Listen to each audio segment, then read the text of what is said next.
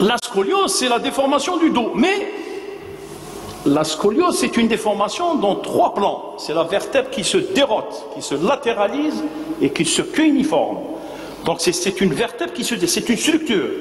Donc c'est un désordre dans les 3 plans de l'espace. C'est en sagittal, en frontal et en latéral. Dans la scoliose idiopathique, il n'y a pas de cause, mais actuellement les gens font des recherches, ils ont essayé de trouver que les causes de l'idiopathie, il y a des facteurs génétiques, héréditaires, biologiques.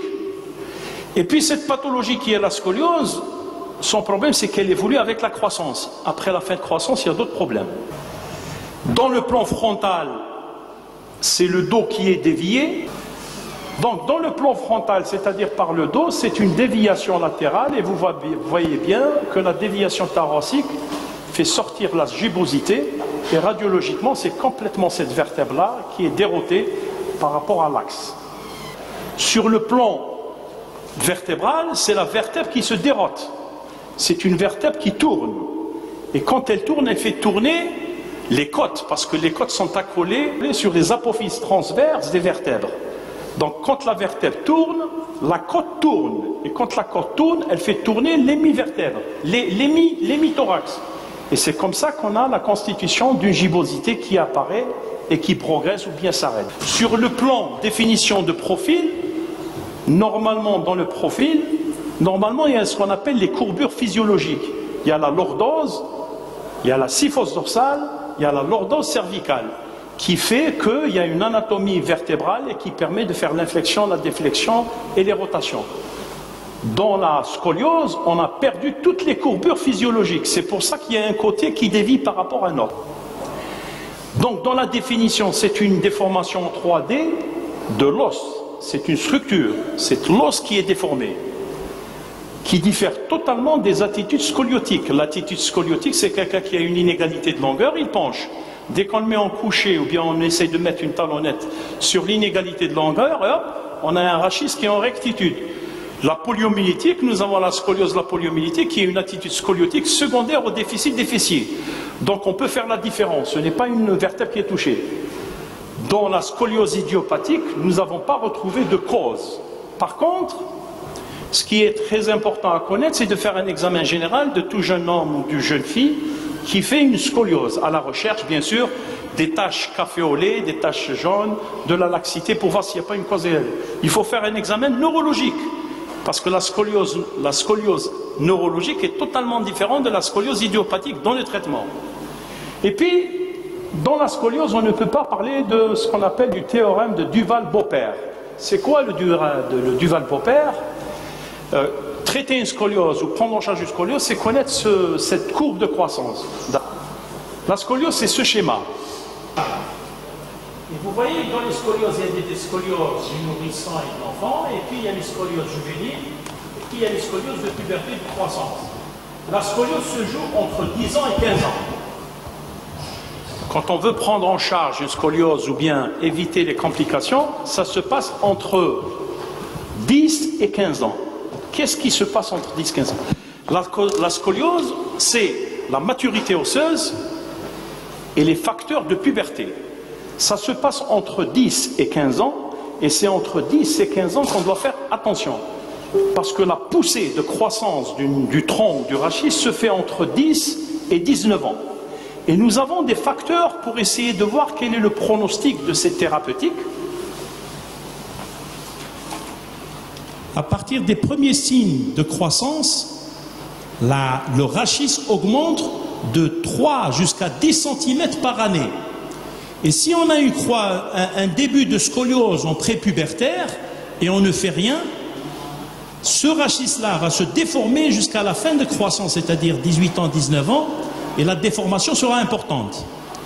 Si on ne traite pas par kinésithérapie orthopédiquement ici pour arrêter cette déformation dans cet âge-là, la déformation va continuer à se déformer, on aura des angulations de 30 jusqu'à 100 degrés qui sont très graves. Donc s'il y a quelque chose à faire pour cette scoliose, on le fait entre 10 et 15 ans, bien sûr en fonction des facteurs de la puberté de cet enfant et les facteurs de maturation osseuse. Qu'est-ce que ça veut dire maturation osseuse? On va le voir tout à l'heure. C'est de voir quelles sont les facteurs osseux qui nous permettent de dire il y a arrêt de croissance ou non. Quels sont les facteurs qui nous permettent de dire que cet enfant est pubère ou non? Nous allons voir les facteurs de Tanner, de sexuels que vous allez voir tout à l'heure. Donc, la prise en charge des scolioses se fait dans cet espace, 10-15 ans. C'est entre cet espace-là qu'il faut arrêter la déviation importante, ou bien la latéralisation importante, ou bien la gibbosité importante, ou bien l'angulation de courbe importante. Et c'est dans cet espace-là qu'on doit traiter soit orthopédiquement, soit chirurgicalement, soit l'abstention quand c'est des scolioses non évolutives. Donc cette courbe-là nous dit que quand il y a la croissance de la scoliose, il y a la croissance de la maturité, il y a la croissance de fin osseux. C'est dire l'importance de cet âge-là. Et tout doit être fait dans cette courbe de Beaupère et du Pal. Il y a M. James Klins qui dit dans la classification que si la scoliose se rencontre à tous les âges, l'un des facteurs les plus mauvais de pronostic, c'est la période de première survenue. Qu'est-ce que veut dire cette phrase-là?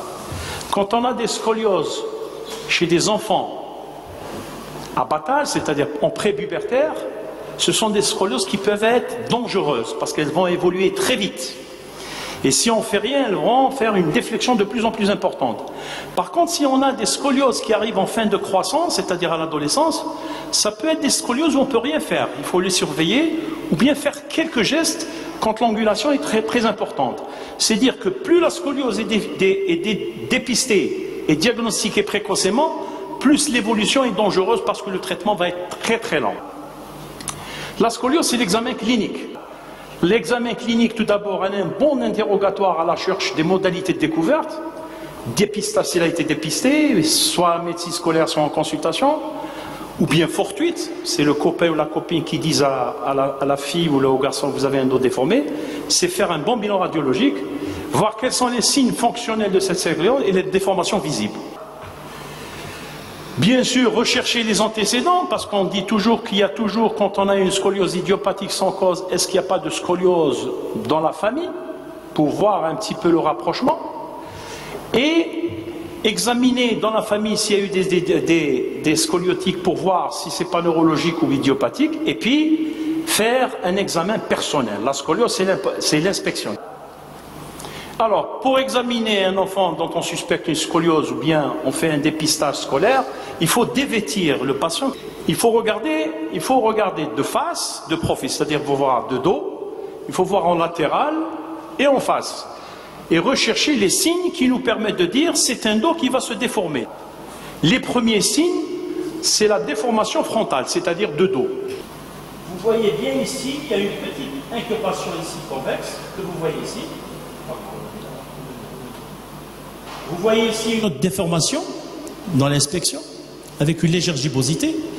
Ici, vous avez un dos qui paraît un peu normal, mais avec une attitude scoliotique. On met généralement un petit fil ici au niveau C7 et on le laisse tomber, qu'il faut qu'il tombe sur le pli interfessier.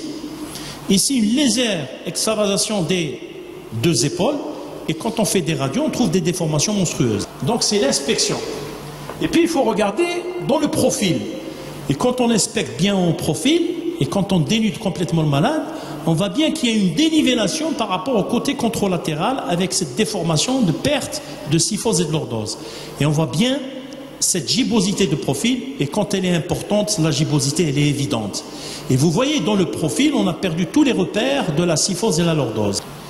Quand on veut faire un bon examen clinique d'une scoliose au cabinet, ou bien en polyclinique ou à l'hôpital, il faut prendre une corde comme un maçon avec un poids, et mettre cette corde au niveau de l'apophyse C7 et la laisser tomber directement. Il faut qu'elle passe par le pli interfessier.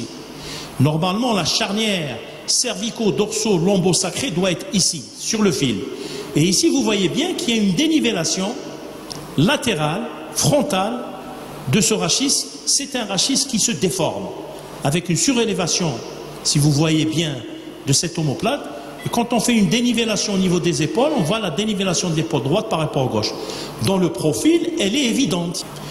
Pour faire le diagnostic d'une scoliose, c'est les parents qui doivent faire le diagnostic. La maman demande à la fille de faire une flexion du dos. Et quand on fait une flexion du dos, on voit qu'il y a un côté qui est plat par rapport au côté qui est surélevé et qui explique la gibbosité. La gibbosité, c'est la déformation de cette vertèbre qui se déforme avec la côte qui est collée à l'apophyse transverse, et il y a un côté qui est aplati et l'autre côté qui se déforme, d'où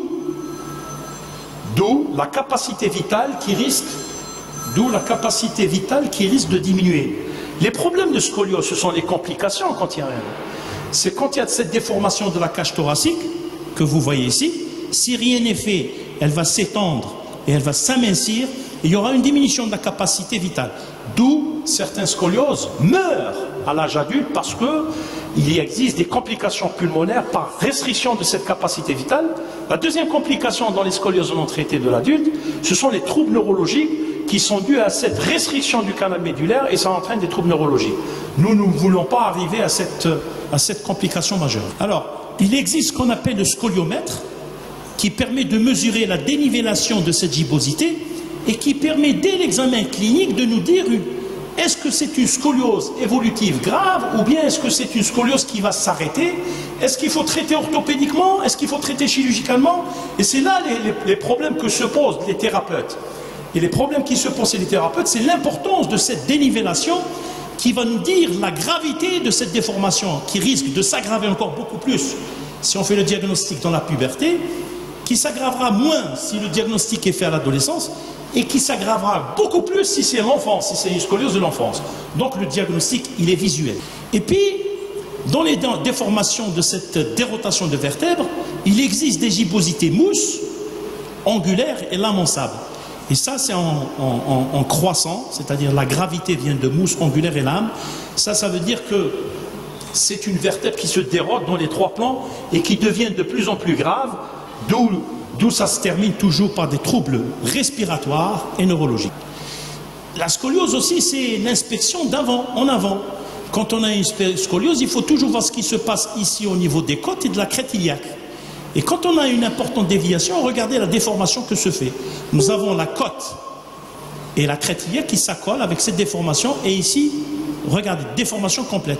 Soit on a des sternons, soit on a des thorax longilides, qui expliquent que c'est toutes les vertèbres qui se déplacent en bloc en 3D et qui font que cette scoliose-là s'aggrave de plus en plus. Merci d'avoir regardé cette vidéo. Abonnez-vous et partagez-la sur Facebook. À très bientôt pour d'autres vidéos.